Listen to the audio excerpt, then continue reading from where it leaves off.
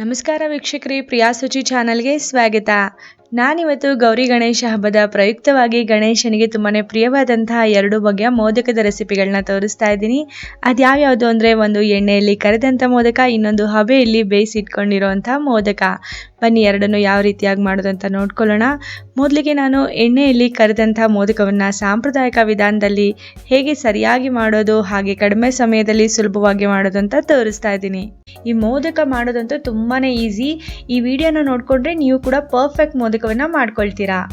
ಈ ಮೋದಕ ನೋಡೋದಕ್ಕೆ ಎಷ್ಟು ಸೊಗಸಾಗಿದೆಯೋ ತಿನ್ನೋದಕ್ಕೂ ಕೂಡ ಅಷ್ಟೇ ರುಚಿಯಾಗಿ ಗರಿಗರಿಯಾಗಿ ತುಂಬಾನೇ ಚೆನ್ನಾಗಿರುತ್ತೆ.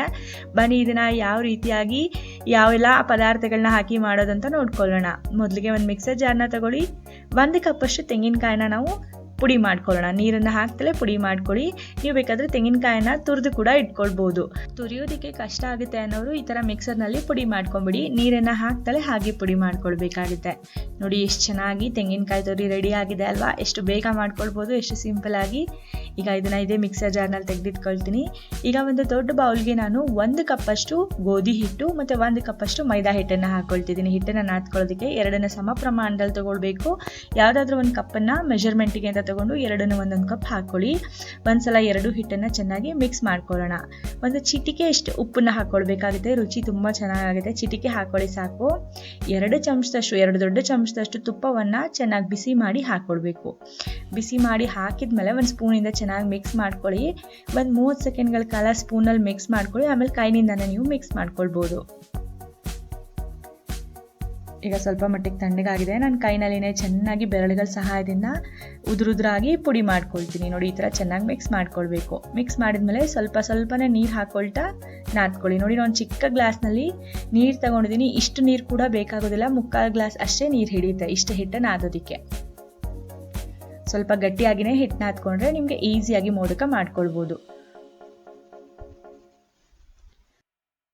ಈಗ ಹಿಟ್ಟು ನಾದಿ ರೆಡಿ ಆಗಿದೆ. ನಾನು ಸ್ವಲ್ಪ ಗಟ್ಟಿಯಾಗಿನೇ ನಾದ್ಕೊಂಡಿದ್ದೀನಿ. ನಾನು ತಗೊಂಡಿರೋ ಒಂದು ಚಿಕ್ಕ ಗ್ಲಾಸ್ ನೀರು 3/4 ಗ್ಲಾಸ್ ಅಷ್ಟೇ ನಾನು ಯೂಸ್ ಮಾಡ್ಕೊಂಡಿದ್ದೀನಿ. ನೋಡಿ ಇನ್ನು 1/4 ಲೋಟ ನೀರು ಹಾಗೇನೆ ಉಳಿದಿದೆ. ಈಗ ಒಂದು ಬಟ್ಲನ್ನ ಮುಚ್ಚಿ ಒಂದು 15 ನಿಮಿಷ ನೆನೆಯೋದಕ್ಕೆ ಬಿಡ್ತೀನಿ.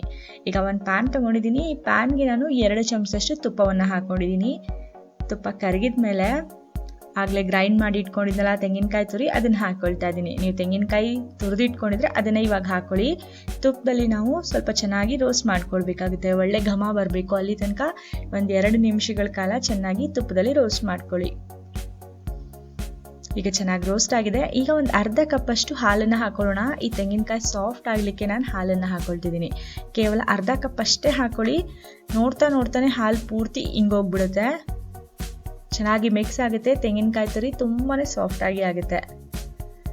ಹಾಲು ಹಾಕಿದ್ಮೇಲೆ ಒಂದು 2 ನಿಮಿಷ ಬೇಯಿಸ್ಕೊಂಡ್ರೆ ಸಾಕಾಗುತ್ತೆ.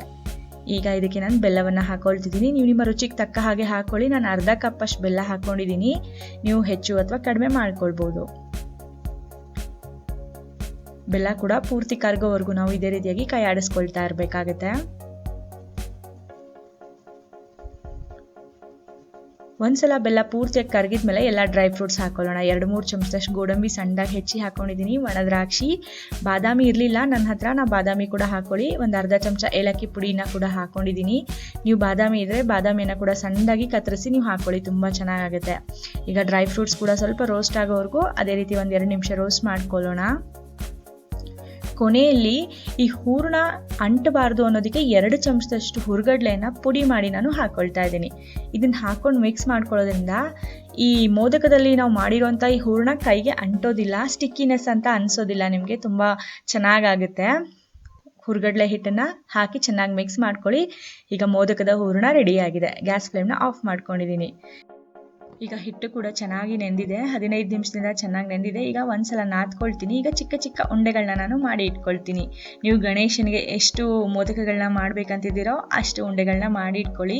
ನಾನು 21 ಮೋದಕಗಳನ್ನ ಮಾಡ್ಕೊಳ್ತಾ ಇದ್ದೀನಿ. ಹಾಗಾಗಿ 21 ಉಂಡೆಗಳನ್ನ ನಾನು ಮಾಡಿ ಇಟ್ಕೊಂಡಿದ್ದೀನಿ. ಇದೇ ರೀತಿಯಾಗಿ ಹೂರಣದಲ್ಲೂ ಕೂಡ ನಾವು ಉಂಡೆಗಳನ್ನ ಮಾಡಿ ಇಟ್ಕೊಳ್ಬೇಕು. ಈಗ ತಾನೇ ತೋರಿಸಿದ್ನಲ್ಲ ಹಿಟ್ಟಿನ ಉಂಡೆ ಯಾವ ಸೈಜಿಗೆ ಮಾಡಿ ಅದೇ ಸೈಜ್ಗೆ ಹೂರಣದ ಉಂಡೆಯನ್ನು ಕೂಡ ನಾವು ಮಾಡ್ಕೊಳ್ಬೇಕು. 21 ಉಂಡೆಗಳನ್ನ ಮಾಡಿಟ್ಕೊಂಡಿದ್ದೀನಿ. ಈಗ ಉಳಿದಿರೋ ಹಿಟ್ಟಿನ ಉಂಡೆ ಮೇಲೆ ಒಂದು ಬಟ್ಟೆಯನ್ನು ಕವರ್ ಮಾಡಿಡಿ, ಒಣಗೋಗ್ಬಾರ್ದು ಅಂತ. ಈಗ ಒಂದು ಹಿಟ್ಟಿನ ಉಂಡೆಯನ್ನು ತಗೊಂಡಿದ್ದೀನಿ. ಇದನ್ನು ಸ್ವಲ್ಪ ಹಿಟ್ಟು ಹಚ್ಕೊಂಡು ಪೂರಿಗಿಂತ ಸ್ವಲ್ಪ ಚಿಕ್ಕ ಸೈಜ್ಗೆ ನಾವು ಲಟ್ಟಿಸ್ಕೊಳ್ಳೋಣ. ತುಂಬ ದಪ್ಪನೂ ಇರೋದು ಬೇಡ, ತುಂಬ ತೆಳ್ಳಗೆ ಲಟ್ಟಿಸ್ಕೊಳ್ಳೋದು ಬೇಡ. ನೋಡಿ ಈ ಸೈಜ್ಗೆ ಇದ್ದರೆ ಸಾಕು. ಈಗ ಮಧ್ಯದಲ್ಲಿ ನಾನು ಹೂರಣವನ್ನು ಇಟ್ಕೊಳ್ತಾ ಇದ್ದೀನಿ. ಒಂದು ಉಂಡೆನ ಇಟ್ಬಿಟ್ಟು ಸ್ವಲ್ಪ ಪ್ರೆಸ್ ಮಾಡ್ಕೊಳ್ಳಿ ಈ ಥರ. ಈಗ ನೋಡಿ ಒಂದು ಬದಿಯಿಂದ ತಗೊಂಡು ಯಾವ ರೀತಿಯಾಗಿ ನಾವು ಸೀರೆ ನೆರಿಗೆ ಮಾಡ್ತೀವಲ್ಲ ಅದೇ ರೀತಿ ಪ್ಲೀಟ್ಸ್ ಮಾಡ್ಕೊಳ್ತಾ ಹೋಗಿ. ಸ್ವಲ್ಪ ಸ್ವಲ್ಪ ಹಿಟ್ಟನ್ನು ಈ ಥರ ಕ್ರಾಸ್ ಮಾಡ್ಕೊಳ್ಳಿ, ಮತ್ತೆ ಪ್ಲೀಟ್ಸ್ನ ಮಾಡ್ಕೊಳ್ತಾ ಹೋಗಿ. ತುಂಬ ಸುಲಭವಾಗಿ ಮಾಡ್ಕೊಳ್ಬೋದು. ಒಂದ್ಸಲ ಈ ವಿಡಿಯೋನ ನೀವು ಪರ್ಫೆಕ್ಟಾಗಿ ನೋಡಿಕೊಂಡ್ರೆ ನೀವು ಕೂಡ ತುಂಬಾ ಸುಂದರವಾಗಿರೋ ಮೋದಕಗಳನ್ನ ಮಾಡ್ಕೊಳ್ಬೋದು, ತುಂಬಾ ಈಸಿಯಾಗಿ ಕೂಡ. ಮತ್ತು ಕೊನೆಗೆ ಈ ರೀತಿಯಾಗಿ ತಿರುಗಿಸ್ಕೊಳ್ಳಿ, ಸ್ವಲ್ಪ ನಿಧಾನವಾಗಿ ಪ್ರೆಸ್ ಮಾಡ್ಕೊಳ್ಳಿ. ನೋಡಿ ಎಷ್ಟು ಬ್ಯೂಟಿಫುಲ್ ಆಗಿರೋಂಥ ಮೋದಕಗಳು ರೆಡಿ ಆಗ್ತಾ ಇದೆ. ಇದೇ ಥರ ಎಲ್ಲ ಮೋದಕಗಳನ್ನ ನೀವು ಮಾಡ್ಕೊಳ್ಬೋದು. ನೋಡೋದಕ್ಕೂ ಕೂಡ ತುಂಬ ಚೆನ್ನಾಗಿರುತ್ತೆ, ತಿನ್ನೋದಕ್ಕೂ ಕೂಡ ಅಷ್ಟೇ ರುಚಿಯಾಗಿರುತ್ತೆ. ಈಗ ಇನ್ನೊಂದನ್ನು ತೋರಿಸ್ತೀನಿ ನೋಡಿ, ಯಾವ ರೀತಿಯಾಗಿ ನಾವು ನೆರಿಗೆ ಮಾಡ್ಕೊಳ್ಬೇಕು, ಯಾವ ರೀತಿಯಾಗಿ ಮೋದಕ ಡಿಸೈನ್ ಮಾಡ್ಕೊಳ್ಬೇಕಂತ. ನೋಡಿ ಎಷ್ಟು ಸುಲಭ ಅಲ್ಲ. ಕೊನೆಯಲ್ಲಿ ಈ ರೀತಿಯಾಗಿ ತಿರುಗಿಸ್ಕೊಳ್ಬೇಕು, ಸ್ವಲ್ಪ ಒತ್ಕೊಂಡ್ರೆ ಮೋದಕ ರೆಡಿ ಆಗುತ್ತೆ. ಇದೇ ಥರ ನೀವು ಕೂಡ ಮನೆಯಲ್ಲಿ ಟ್ರೈ ಮಾಡಿ, ತುಂಬ ಈಸಿಯಾಗಿ ಬರುತ್ತೆ, ಸ್ವಲ್ಪನೂ ಕಷ್ಟ ಆಗೋದಿಲ್ಲ, ಸ್ವಲ್ಪನೂ ಸ್ಟಫಿಂಗ್ ಕೂಡ ಆಚೆ ಬರೋದಿಲ್ಲ. ನೋಡಿ ಎಲ್ಲ ಮೋದಕಗಳನ್ನ ನಾನು ಮಾಡಿ ಇಟ್ಕೊಂಡಿದ್ದೀನಿ. ಈಗ ಇದನ್ನು ಎಣ್ಣೆಯಲ್ಲಿ ಕರಿಯೋದಷ್ಟೇ ಬಾಕಿ. ಈಗ ಒಂದು ಕಡಾಯಿಗೆ ನಾನು ಎಣ್ಣೆಯಲ್ಲಿ ಕರಿಯೋದಕ್ಕೆ ಎಷ್ಟು ಎಣ್ಣೆ ಬೇಕೋ ಅಷ್ಟು ಎಣ್ಣೆಯನ್ನು ಹಾಕ್ಕೊಂಡಿದ್ದೀನಿ. ಎಣ್ಣೆ ಕಾದ್ಮೇಲೆ ಸಣ್ಣ ತುಂಡು ಹಾಕಿ ನೋಡ್ತೀನಿ, ಅದು ಮೇಲೆ ಬಂದ ತಕ್ಷಣ ಕಾದಿದೆ ಅಂತ ಅರ್ಥ. ಈಗ ಒಂದೊಂದೇ ಮೋದಕಗಳನ್ನ ನಾನು ಹಾಕಿ ಎಣ್ಣೆಯಲ್ಲಿ ಕರಿತಾ ಇದ್ದೀನಿ.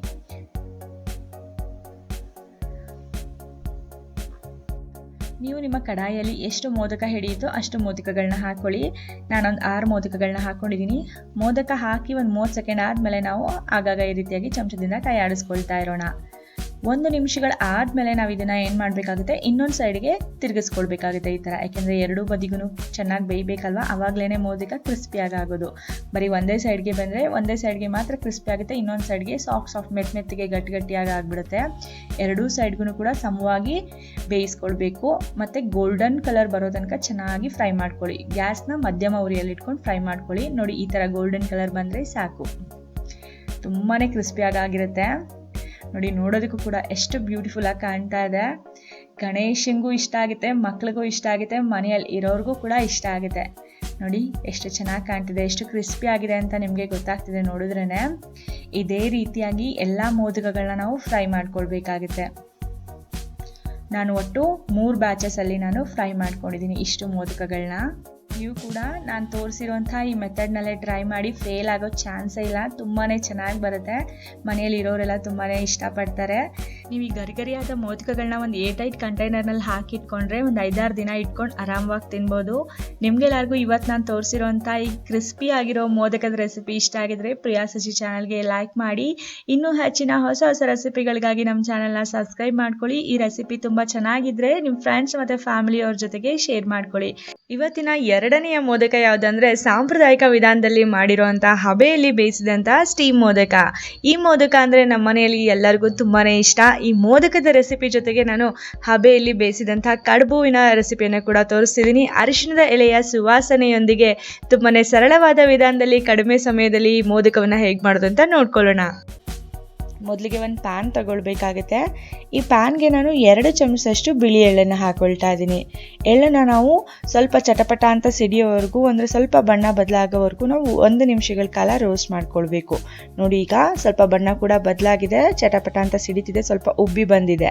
ಈಗ ಇದನ್ನು ಸಪ್ರೇಟಾಗಿ ಒಂದು ಬೌಲ್ನಲ್ಲಿ ತೆಗೆದಿಟ್ಕೊತೀನಿ. ಇದೇ ಪ್ಯಾನ್ಗೆ 2 ಚಮಚದಷ್ಟು ಗಸಗಸೆಯನ್ನು ಹಾಕ್ಕೊಂಡು ರೋಸ್ಟ್ ಮಾಡ್ತೀನಿ. ಗಸಗಸೆ ರೋಸ್ಟ್ ಆಗೋದಕ್ಕೆ ಒಂದು 30 ಸೆಕೆಂಡ್ ಸಾಕು. ನೋಡಿ ಆಗಲೇ ರೋಸ್ಟ್ ಆಗಿಬಿಟ್ಟಿದೆ, ಚಟಪಟ ಅಂತ ಸಿಡಿತಾ ಇದೆ, ಅದು ತೆಗೆದಿಟ್ಕೊಂಡಿದ್ದೀನಿ. ಈಗ ಒಂದು ಅರ್ಧ ಚಮಚದಷ್ಟು ತುಪ್ಪ ಹಾಕ್ಕೊಂಡಿದ್ದೀನಿ ಪ್ಯಾನ್ಗೆ. ಈಗ ಬಾದಾಮಿ ಒಂದು 2-3 ಚಮಚದಷ್ಟು ಬಾದಾಮಿಯನ್ನು ಸಣ್ಣದಾಗಿ ಕತ್ತರಿಸಿ ಹಾಕ್ಕೊಂಡು ಫ್ರೈ ಮಾಡ್ಕೊಳ್ತಿದ್ದೀನಿ. ಸ್ವಲ್ಪ ಕ್ರಿಸ್ಪಿ ಆಗೋವರೆಗೂ ಮೊದಲು ಬಾದಾಮಿಯನ್ನು ಹಾಕ್ಕೊಂಡು ಫ್ರೈ ಮಾಡ್ಕೊಳ್ಳೋಣ. ತುಪ್ಪ ಕಡಿಮೆ ಅನಿಸಿದ್ರೆ ಸ್ವಲ್ಪ ತುಪ್ಪ ಬೇಕಾದರೆ ಹಾಕ್ಕೊಳ್ಬೋದು. ಬಾದಾಮಿ 1 ನಿಮಿಷ ಫ್ರೈ ಆದಮೇಲೆ ಗೋಡಂಬಿಯನ್ನು ಕೂಡ ಹಾಕ್ಕೊಳ್ತಿದ್ದೀನಿ.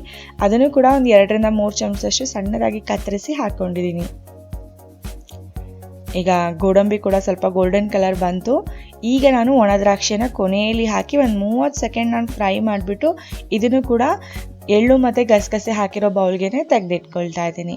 ನೋಡಿ ಎಲ್ಲದನ್ನು ಒಂದು ಬೌಲ್ನಲ್ಲಿ ತೆಗೆದಿಟ್ಕೊಂಡಿದ್ದೀನಿ. ಈಗ ನಾನು ಇದೇ ಪ್ಯಾನ್ಗೆ 1 ಕಪ್ಪಷ್ಟು ಫ್ರೆಶ್ ಆಗಿ ತುರಿದಿಟ್ಕೊಂಡಿರೋಂಥ ತೆಂಗಿನಕಾಯಿ ತುರಿ ಹಾಕ್ಕೊಳ್ತಾ ಇದ್ದೀನಿ. ನೀವು ಮಿಕ್ಸರ್ನಲ್ಲಿ ಗ್ರೈಂಡ್ ಮಾಡಿ ಪುಡಿ ಮಾಡಿ ಬೇಕಾದರೂ ಹಾಕ್ಕೊಳ್ಬೋದು. ತೆಂಗಿನಕಾಯಿನ 1 ನಿಮಿಷಗಳ ಕಾಲ ಚೆನ್ನಾಗಿ ರೋಸ್ಟ್ ಮಾಡ್ಕೊಳ್ಳಿ. ಆಮೇಲೆ ಇದಕ್ಕೆ 1 ಕಪ್ ತೆಂಗಿನಕಾಯಿ ತುರಿಗೆ 3/4 ಕಪ್ ಅಷ್ಟು ಬೆಲ್ಲವನ್ನು ಹಾಕ್ಕೊಳ್ಬೇಕಾಗುತ್ತೆ. ನೀವು ಕುಟ್ಟಿ ಪುಡಿ ಮಾಡಿ ಆದರೂ ಹಾಕ್ಕೊಳ್ಬೋದು, ತುರಿದಾದರೂ ಹಾಕ್ಕೊಳ್ಬೋದು. ಈಗ ಬೆಲ್ಲ ಕರಗೋವರೆಗೂ ಚೆನ್ನಾಗಿ ನಾವು ಇದೇ ರೀತಿ ಕೈ ಆಡಿಸ್ಕೊಳ್ತಾ ಬೇಯಿಸ್ಕೊಳ್ಬೇಕಾಗುತ್ತೆ. ಒಂದು 2-3 ನಿಮಿಷ ಆದಮೇಲೆ ಬೆಲ್ಲ ಪೂರ್ತಿಯಾಗಿ ಕರಗುತ್ತೆ. ಬೆಲ್ಲ ಪೂರ್ತಿಯಾಗಿ ಕರಗಿದ್ಮೇಲೆ ನಾವು ಏನು ಮಾಡಬೇಕಂದ್ರೆ, ಆಗಲೇ ನಾವೆಲ್ಲ ರೋಸ್ಟ್ ಮತ್ತು ಫ್ರೈ ಮಾಡಿದ್ವಲ್ಲ ಡ್ರೈ ಫ್ರೂಟ್ಸ್ ಮತ್ತು ಎಳ್ಳು, ಗಸಗಸೆ ಅದನ್ನೆಲ್ಲ ಇದಕ್ಕೆ ಸೇರಿಸ್ಕೊಂಡ್ಬಿಡೋಣ. ಎಲ್ಲ ರೋಸ್ಟ್ ಮಾಡಿರೋ ಪದಾರ್ಥಗಳನ್ನ ಹಾಕಿದ್ಮೇಲೆ ಎಲ್ಲವನ್ನು ಒಂದ್ಸಲ ಚೆನ್ನಾಗಿ ಮಿಕ್ಸ್ ಮಾಡ್ಕೊಳ್ಬೇಕು. ಚೆನ್ನಾಗಿ ಮಿಕ್ಸ್ ಮಾಡಿದ್ಮೇಲೆ ಒಂದು ಅರ್ಧ ಚಮಚದಷ್ಟು ಏಲಕ್ಕಿ ಪುಡಿ ಹಾಕ್ಕೊಳ್ತಾ ಇದ್ದೀನಿ. ಒಂದು 3 ಚಮಚದಷ್ಟು ಹುರ್ಗಡ್ಲೆನ ತೊಗೊಂಡು ಪುಡಿ ಮಾಡಿ ಹಾಕ್ಕೊಳ್ತಾ ಇದ್ದೀನಿ. ಹುರ್ಗಡ್ಲೆ ಪುಡಿ ಹಾಕೋದ್ರಿಂದ ನಾವು ಮಾಡಿರೋವಂಥ ಹೂರಣ ಕೈಗೆ ಅಂಟೋದಿಲ್ಲ. ಇದನ್ನು ಚೆನ್ನಾಗಿ ಮಿಕ್ಸ್ ಮಾಡ್ಕೊಳ್ಳಿ. ಹುರ್ಗಡ್ಲೆ ಪುಡಿ ಮತ್ತು ಏಲಕ್ಕಿ ಪುಡಿಯನ್ನು ಹಾಕಿದ್ಮೇಲೆ ಮಿಕ್ಸ್ ಮಾಡಿಬಿಟ್ರೆ ಸಿಹಿ ಕಡುಬುವಿಗೆ ಬೇಕಾಗಿರೋಂಥ ಹೂರಣ ಅಂದರೆ ಸ್ಟಫಿಂಗ್ ರೆಡಿ ಆಗಿಬಿಡುತ್ತೆ. ಇದನ್ನು ಸಪ್ರೇಟಾಗಿ ತೆಗೆದಿಟ್ಕೊಳ್ಳಿ. ಈಗ ಒಂದು ಪುಟ್ಟ ಕಡಾಯಿಯನ್ನು ತಗೊಳ್ತಾ ಇದ್ದೀನಿ. ಇದಕ್ಕೆ ನಾನು 2 ಗ್ಲಾಸಷ್ಟು ನೀರನ್ನು ಹಾಕ್ಕೊಳ್ತಾ ಇದ್ದೀನಿ. ನಾನು ಯಾವ ಗ್ಲಾಸಿಂದ ಅಕ್ಕಿ ಹಿಟ್ಟು ಹಾಕ್ಕೊಳ್ತೀನಲ್ಲ ಅದೇ ಗ್ಲಾಸಿಂದ 2 ಗ್ಲಾಸಷ್ಟು ನೀರನ್ನು ಹಾಕ್ಕೊಳ್ಬೇಕಾಗುತ್ತೆ. ಒಂದು ಅರ್ಧ ಚಮಚ ತುಪ್ಪ ಹಾಕ್ಕೊಂಡಿದ್ದೀನಿ. ಈ ನೀರು ಒಂದ್ಸಲ ಕುದಿಯೋದಕ್ಕೆ ಸ್ಟಾರ್ಟ್ ಆದಮೇಲೆ ಯಾವ ಗ್ಲಾಸಿಂದ 2 ಗ್ಲಾಸ್ ನೀರು ಹಾಕಿದ್ನಲ್ಲ ಅದೇ ಗ್ಲಾಸಿಂದ 1 ಗ್ಲಾಸಷ್ಟು ಅಕ್ಕಿ ಹಿಟ್ಟು ಹಾಕ್ಕೊಳ್ಬೇಕು. 1 ಕಪ್ ಅಕ್ಕಿ ಹಿಟ್ಟಿಗೆ 2 ಕಪ್ ನೀರು ಹಿಡಿಯುತ್ತೆ. 5 ನಿಮಿಷ ಹಾಗೆ ಬಿಟ್ಬಿಡಿ. ಅಕ್ಕಿ ಹಿಟ್ಟು ಹಾಕಿದ್ಮೇಲೆ 5 ನಿಮಿಷ ಆದಮೇಲೆ ನೀವೊಂದು ಮುದ್ದೆ ಕೋಲು ಅಥವಾ ಒಂದು ಲಟ್ಟಣಿಗೆ ಏನೋ ತೊಗೊಂಡು ಈ ಥರ ಕಂಟಿನ್ಯೂಯಸ್ ಆಗಿ ನೀವು ತಿರುಗಿಸ್ಕೊಳ್ಬೇಕಾಗುತ್ತೆ. ನೀವು ಯಾವ ರೀತಿಯಾಗಿ ಮುದ್ದೆ ತಿರುಗಿಸ್ತೀರಲ್ಲ ಅದೇ ರೀತಿಯಾಗಿ ತಿರುಗಿಸ್ಕೊಳ್ಳಿ. 2 ನಿಮಿಷ ಕಂಟಿನ್ಯೂಯಸ್ ಆಗಿ ತಿರುಗಿಸ್ಬಿಟ್ರೆ 1 ಗಂಟು ಕೂಡ ಬರೋದಿಲ್ಲ. ತುಂಬ ಸಾಫ್ಟ್ ಆಗಿರೋ ಹಿಟ್ಟು ರೆಡಿ ಆಗುತ್ತೆ. ನೋಡಿ, ನಾನು ಚೆನ್ನಾಗಿ ತಿರುಗಿಸ್ಕೊಂಡಿದ್ದೀನಿ. ಹಿಟ್ಟು ನೋಡಿ ಎಷ್ಟು ಸಾಫ್ಟ್ ಆಗಿದೆ. 1 ಗಂಟು ಕೂಡ ಆಗಿಲ್ಲ. ತುಂಬಾ ಸಾಫ್ಟಾಗಿ ಪರ್ಫೆಕ್ಟಾಗಿ ನನಗೆ ಯಾವ ರೀತಿಯಾಗಿ ಹಿಟ್ಟು ಬೇಕಿತ್ತೋ ಅದೇ ರೀತಿಯಾಗಿ ರೆಡಿಯಾಗಿದೆ. ಒಂದು ಮುಚ್ಚಳ ಮುಚ್ಚಿ 5 ನಿಮಿಷ ದಮ್ ಹಾಕ್ಬಿಡ್ತೀನಿ. 5 ನಿಮಿಷ ಆಗಿದ ತಕ್ಷಣ ಸ್ವಲ್ಪ ತಣ್ಣಗಾಗಿರುತ್ತೆ. ಇದನ್ನು ಒಂದು ಅಗಲವಾಗಿರೋ ಒಂದು ಪರಾತಿಗೆ ಹಾಕ್ಕೊಂಡು ನಾವು ಒಂದು 30 ಸೆಕೆಂಡ್ಗಳ ಕಾಲ ಚೆನ್ನಾಗಿ ನಾದ್ಕೊಂಡ್ರೆ ಸಾಕು. ನೀವು ನಾದುವಾಗ ಕೈಗೆ ಸ್ವಲ್ಪ ನೀರು ಅಥವಾ ಎಣ್ಣೆಯನ್ನು ಹಚ್ಕೊಂಡು ನೀವು ನಾದ್ಕೊಂಡ್ರೆ ಸಾಕು. ಒಂದು 30 ಸೆಕೆಂಡ್ಗಳ ಕಾಲ ನಾದಿದ್ರೆ ಹಿಟ್ಟು ಚೆನ್ನಾಗಿ ಸಾಫ್ಟಾಗಿ ಆಗಿಬಿಡುತ್ತೆ. ನೋಡಿ ಎಷ್ಟು ಚೆನ್ನಾಗಿರೋ ಹಿಟ್ಟು ರೆಡಿ ಆಗಿದೆ. ನೋಡಿ ಎಷ್ಟು ಸಾಫ್ಟ್ ಆಗಿದೆ. ನೋಡಿ, ನಾನು ಕಡುಬು ಮಾಡೋದಕ್ಕೆ ಇವತ್ತು ಅರಿಶಿಣದ ಎಲೆ ಮತ್ತು ಬಾಳೆ ಎಲೆ ಎರಡನ್ನೂ ತೊಗೊಂಡಿದ್ದೀನಿ. ನೀವು ಎರಡರಲ್ಲೂ ಸುಲಭವಾಗಿ ಮಾಡ್ಕೊಳ್ಬೋದು.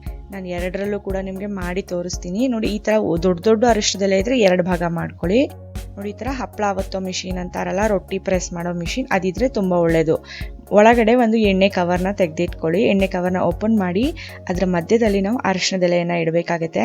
ಈಗ ತಾನೇ ಮಾಡಿದ್ನಲ್ಲ ಹಿಟ್ಟಿನ ರೋಲು, ಅದನ್ನು ಒಂದನ್ನು ತೊಗೊಂಡು ಸ್ವಲ್ಪ ನಿಧಾನವಾಗಿ ಈ ಥರ ಪ್ರೆಸ್ ಮಾಡ್ಕೊಳ್ಳಿ. ಪ್ರೆಸ್ ಮಾಡಿದ್ಮೇಲೆ ಎಣ್ಣೆ ಕವರ್ನ ಕ್ಲೋಸ್ ಮಾಡಿ, ಹಪ್ಪಳ ಒತ್ತೋ ಮಿಷಿನ್ನ ಕೂಡ ಕ್ಲೋಸ್ ಮಾಡಿ, ಈ ಥರ ಒಂದು ಸಲ ಈ ಥರ ಪ್ರೆಸ್ ಮಾಡ್ಕೊಳ್ಳಿ. ಸ್ವಲ್ಪ ಲೈಟಾಗಿ ಪ್ರೆಸ್ ಮಾಡಿದ್ರೆ ಸಾಕು. ನೋಡಿ, ಈ ಥರ ಹಿಟ್ಟು ತೆಳ್ಳಗೆ ಎಲ್ಲ ಕಡೆ ಅರಿಶಿಣದೆಲೆ ತುಂಬ ಹಾಡ್ಕೊಂಡ್ಬಿಡುತ್ತೆ. ಮಧ್ಯದಲ್ಲಿ ಸ್ಟಫಿಂಗ್ ಹಾಕಿ ಕ್ಲೋಸ್ ಮಾಡಿದ್ರೆ ಹಬೆಯಲ್ಲಿ ಬೇಯಿಸ್ಕೊಂಡ್ರೆ ಕಡುಬು ರೆಡಿ ಆಗಿಬಿಡುತ್ತೆ. ನೋಡಿ, ಈ ಥರ ಸ್ವಲ್ಪ ಸ್ಟಫಿಂಗ್ನ ತೊಗೊಂಡು ಈ ಥರ ಉದ್ದಕ್ಕೆ ನೀವು ತೆಳ್ಳಗೆ ನಿಮ್ಗೆ ಎಷ್ಟು ಬೇಕೋ ಅಷ್ಟು ಹಾಕ್ಕೊಳ್ಳಿ. ಕಡಿಮೆ ಬೇಕಿದ್ರೆ ಕಡಿಮೆ ಹಾಕ್ಕೊಳ್ಬೋದು, ಜಾಸ್ತಿ ಬೇಕಿದ್ರೆ ಜಾಸ್ತಿ ಹಾಕ್ಕೊಳ್ಬೋದು. ಹಾಕಿದ್ಮೇಲೆ ನೋಡಿ, ಈ ಥರ ಒಂದು ಸೈಡ್ಗೆ ಕ್ಲೋಸ್ ಮಾಡಿ ಈ ಥರ ಪ್ರೆಸ್ ಮಾಡಿಬಿಟ್ರೆ ನೋಡಿ ಎಷ್ಟು ಚೆನ್ನಾಗಿರೋ ಕಡುಬುಗಳು ರೆಡಿ ಆಗಿದೆ. ಇದೇ ಥರ ಅರಿಶಿಣದ ಎಲೆಯಲ್ಲೂ ಕೂಡ ಮಾಡ್ಕೊಳ್ಬೋದು. ಜಾಸ್ತಿ ಒತ್ತೋದೇನು ಬೇಡ. ನಾವು ಹಬೆಯಲ್ಲಿ ಬೇಯಿಸಿದಾಗ ಬಿಸಿಗೇನೆ ಒಂದಕ್ಕೊಂದು ಹಿಟ್ಟು ಅಂಟ್ಕೊಂಡ್ಬಿಡುತ್ತೆ. ನೀವು ಅದೇ ಥರ ಯಾವ ರೀತಿಯಾಗಿ ಕಡುಬು ಮಾಡಿದ್ನಲ್ಲ ಅದೇ ಹಿಟ್ಟು ಮತ್ತು ಅದೇ ಹೂರಣದಲ್ಲಿ ನಾವು ಮೋದಕವನ್ನು ಕೂಡ ಮಾಡ್ಬೋದು. ಮೋದಕದ ಮೋಲ್ಡ್ಗೆ ಹಿಟ್ಟು ಹಾಕೋಕ್ಕೆ ಮುಂಚೆ ಸ್ವಲ್ಪ ತುಪ್ಪ ಸವರ್ಕೊಂಡಿರಬೇಕು. ನೋಡಿ, ಈ ಥರ ಒಂದು ಮೋದಕದ ಮೋಲ್ಡ್ನ ತೊಗೊಂಡು ಹಿಟ್ಟನ್ನು ಹಾಕಿ ನಾನು ಯಾವ ರೀತಿಯಾಗಿ ಮಾಡ್ತಿದ್ದೀನಲ್ಲ ಎಲ್ಲ ಸೈಡ್ಗೂ ಈ ಥರ ಒತ್ಕೊಳ್ಳಿ. ಒಳ್ಳೆ ಶೇಪ್ ಬರುತ್ತೆ. ಮಧ್ಯದಲ್ಲಿ ಸ್ವಲ್ಪ ಸ್ಟಫಿಂಗ್ನ ಹಾಕ್ಕೊಳ್ಳೋಣ. ಎಷ್ಟು ಸ್ಟಫಿಂಗ್ ಹಿಡಿಯುತ್ತೋ ಅಷ್ಟೇ ಸ್ಟಫಿಂಗ್ ಹಾಕ್ಕೊಳ್ಬೇಕು. ಮೇಲೆ ಸ್ವಲ್ಪ ಎಕ್ಸ್ಟ್ರಾ ಹಿಟ್ಟು ಬಂದಿದೆಯಲ್ಲ ಅದರಿಂದ ಕ್ಲೋಸ್ ಮಾಡ್ಕೊಂಡ್ಬಿಟ್ರೆ ಈಗ ಓಪನ್ ಮಾಡಿದ್ರೆ ಮೋಲ್ಡ್ ನಿಮಗೆ ಮೋದಕ ಸುಂದರವಾಗಿರೋಂಥ ಮೋದಕಗಳು ರೆಡಿ ಆಗುತ್ತೆ. ಇದೇ ಥರ ನೀವು ಎಲ್ಲ ಮೋದಕಗಳನ್ನ ಕೂಡ ಮಾಡ್ಕೊಳ್ಬೋದು. ಒಂದು ಮೋದಕ ಕೂಡ ಮುರಿಯೋದಿಲ್ಲ, ತುಂಬಾ ಚೆನ್ನಾಗಿ ಆಗುತ್ತೆ.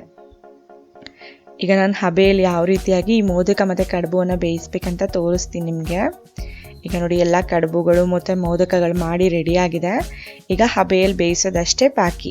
ನೀವು ಇಡ್ಲಿ ಪಾತ್ರೆನೋ ಅಥವಾ ಸ್ಟೀಮರ್ ಕುಕ್ಕರೋ ಯಾವುದಾದ್ರೂ ತೊಗೊಳ್ಳಿ. ಅದರಲ್ಲಿ ನಾವು ಮಾಡಿ ಇಟ್ಕೊಂಡಿರೋಂಥ ಅರಿಶಿಣದೆಲೆ ಕಡುಬುಗಳನ್ನ ಮೊದಲು ಇಟ್ಕೊಳ್ತಾ ಇದ್ದೀನಿ. ಅರಿಶಿಣದೆಲೆ ಮತ್ತು ಬಾಳೆದೆಲೆ ಎರಡರಲ್ಲೂ ಮಾಡಿದ್ದೀನಿ ನಾನು. ಮೋದಕನ ನಾನು ನೆಕ್ಸ್ಟ್ ಟ್ರಿಪ್ಪಲ್ಲಿ ಬೇಯಿಸ್ಕೊಳ್ತೀನಿ. ಇದನ್ನು ಒಂದು 10ರಿಂದ 15 ನಿಮಿಷ ಬೇಯಿಸಿದ್ರೆ ಸಾಕು. 10ರಿಂದ 15 ನಿಮಿಷ ಆದಮೇಲೆ ಗ್ಯಾಸ್ ಫ್ಲೇಮ್ನ ಆಫ್ ಮಾಡಿ ಸ್ವಲ್ಪ ತಣ್ಣಗಾದ್ಮೇಲೆ ನಾನು ಇದನ್ನು ಒಂದು ಸಪ್ರೇಟ್ ಪರಾತಿಗೆ ತೆಗೆದಿಟ್ಕೊಂಡಿದ್ದೀನಿ.